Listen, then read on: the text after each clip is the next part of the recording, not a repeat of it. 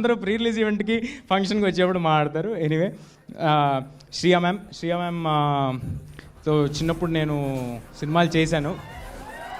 బాలు చేశాను, ఛత్రపతిలో కాంబినేషన్ లేదు కానీ చేశాను, ట్యాగూర్లో కాంబినేషన్ చేశాను. సో అంటే కేవలం మేము చెప్పిన కథ పట్ల ఆవిడికి నచ్చి మాత్రమే ఆవిడ వచ్చి చేశారండి. లేకపోతే శ్రియా మ్యామ్ ఉన్న బిజీకి, శ్రియా మ్యామ్కి ఉన్న పెద్ద పెద్ద సినిమాలకి, ఆవిడ ఇప్పుడు అసలుకే బాలీవుడ్, శ్రియా మ్యామ్కి అవసరం ఏం లేదు. జస్ట్ బికాజ్ ఆవిడకి కథ నచ్చి, క్యారెక్టర్ నచ్చి, ఇంత పవర్ఫుల్ క్యారెక్టర్ ఇంత బాగా చేద్దాం అనుకుంటున్నారు కుర్రాలని ఆవిడ కూడా వచ్చి చేశారండి.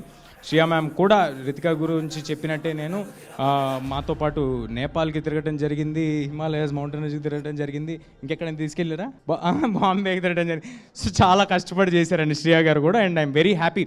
అంటే ఇంత ఎఫర్ట్ పెట్టినందు వల్లే ఈ సినిమాలో